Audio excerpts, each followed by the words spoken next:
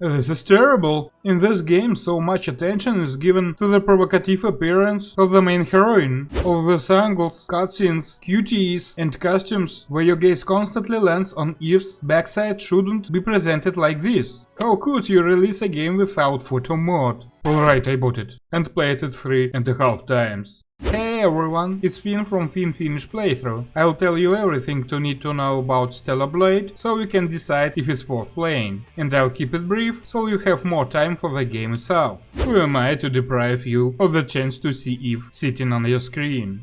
Stellar Blade is an action game with Souls-like elements, set in a post-apocalyptic world of androids trying to survive in a world overrun by mindless monsters.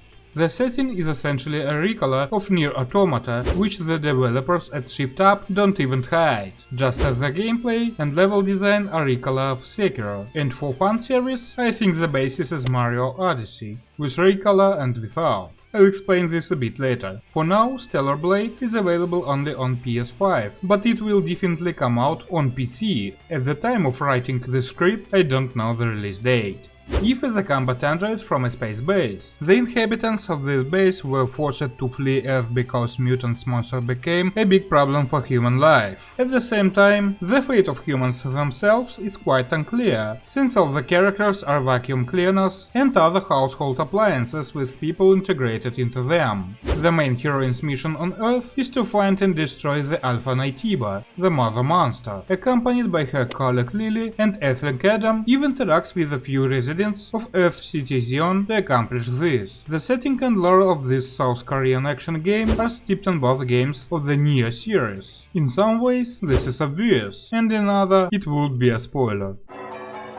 The most important thing in Stellar Blade is the combat system, of course. If you've heard that Stellar Blade is Souls-like, that's not quite accurate. It's more like Sekiro. To succeed in battles, you need to parry and dodge attacks timely, but especially parry, counterattack and perform finishing moves. It's better to deplete the enemy's shield bar first and not let yours be depleted. They regenerate over time and hinder heavy damage. Eve has only one main weapon, her sword hidden in her hairpin, and weapons are not an element of the build. Neither is stats leveling actually. Combos are unlocked with upgrade points, making the game more like mainstream slashers like Devil May Cry and Bayonetta, only with fewer enemies around. The game is even less similar to Souls-like games due to its difficulty. Stellar Blade is relatively easy, except for some parts of the game, certain enemies and some nuances, like final bosses and challenge mode. You can choose the difficulty, and death doesn't lead to loss of experience points or anything else but does respawn regular enemies in locations. The build is based on bonuses in Eve's skeleton. These bonuses affect attack speed, shield strength, critical attacks and other numerical characteristics that usually increase some parameters and decrease others. Variety is added by the combat drone and mines, which you can use or ignore, because battles without them are still quite engaging. I think they're there to make your arm fun, since the supply is limited and on easy segments they just waste time, and on hard ones not enough to stick to certain tactics with shooting and mines. However, there's an exception, which is part of the game structure. The game structure is determined by locations and alternates like a chessboard, although all locations use elements like segments inaccessible until certain moments and are connected by shortcuts and bonfire analogs in the form on rest bases. Some are completely open and some are linear but require you to go from start to finish. And there are few more locations that are also linear but deprive Eve of the ability to use her sword. Only the drone remains and dark corridors in the style of Dead Space, considering the monsters can really resemble xenomorphs. But even in linear locations, there are secret paths with bonuses in form of chests with resources, costume blueprints for Eve, skeleton upgrades modules, lore notes with password, and stories of those who were much less fortunate than us. Some had to sacrifice themselves in an attempt to find cool leggings. Acrobatic segments also pleasantly dilute the routine, appearing everywhere and requiring you to climb steep surfaces, jump on poles, run along walls, and swim, which causes discomfort only to Eve. I tried to sympathize with her, recalling water segments in other games, but something inside me made this sympathy insincere. Story missions are interspersed with side quests given by NPCs in the lobby city of Xion, motivating you to revisit completed locations, sometimes opening new areas. Along with finding nodes, they increase the loyalty of our sidekick Lily, which will give an additional location and an alternative ending in the end.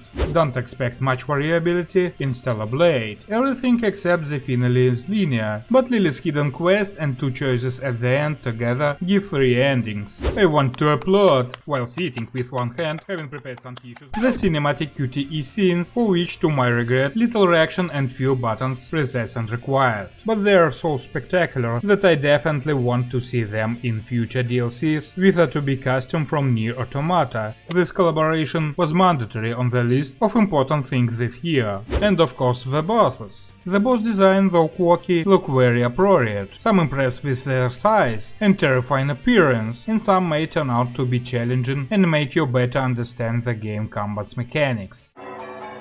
They will! Because everything that happens in Stellar Blade happens for the sake of costumes, nanosuits. Costumes blueprints for Eve are hidden in large quantities throughout the locations and also require collecting all collectible cans with an effect worthy of Asian Games humor, inappropriate for the serious tone of the whole game but charming. But I was talking about making you learn the combat mechanics. One of the 3 DLCs includes a boss challenge mode, and completing it on hard difficulty also rewards you with costumes. In the locations, blueprints are sometimes hidden in unexpected places. NG Plus gives recolored versions of these costumes, but not only the color changes. Some details do too. Altogether it's a lot, plus costumes from updates, plus the upcoming to-be costume. Customization also include hairstyles, all of them unconventional and always account for the presence of a ponytail. Also earring and glasses. You can create a stick lady resembling Bayonetta. You can find a few costumes for Lily and Adam and appearance for the bot. All this affects the look in cutscenes and QTEs, very detailed, making me conclude that Stellar Blade is Mario Odyssey for adults with elements Sekiro and Devil May Cry. The difference from Mario is that Eve's costumes do not affect her combat characteristic and abilities, but the plumber from Nintendo doesn't have such an elegant gait, so it's a tie.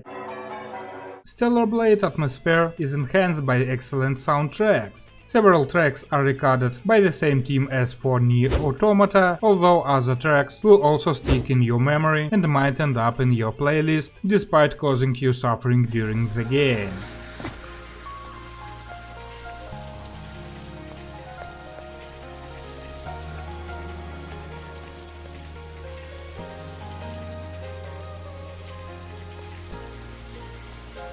Some technical moments can spoil the impression, like Eve sliding on the ground during a slow walk and the complete absence of water affecting her appearance, as well as higher glitches, but this doesn't greatly hinder the enjoyment of the game. Stellar Blade is a high-quality commercial product that can convince the player to spend many hours in it and knows how to motivate for New Game Plus. The game is fantastic, controls pleasantly and is enjoyable to be in. It has atmosphere and some elements that are lacking in modern mainstream game development, if you know what I mean. Thanks for watching, if you enjoyed it, subscribe to Finish Playthrough, give a like and hit the bell to stay updates. Share your thoughts in the comments, see you in the next reviews.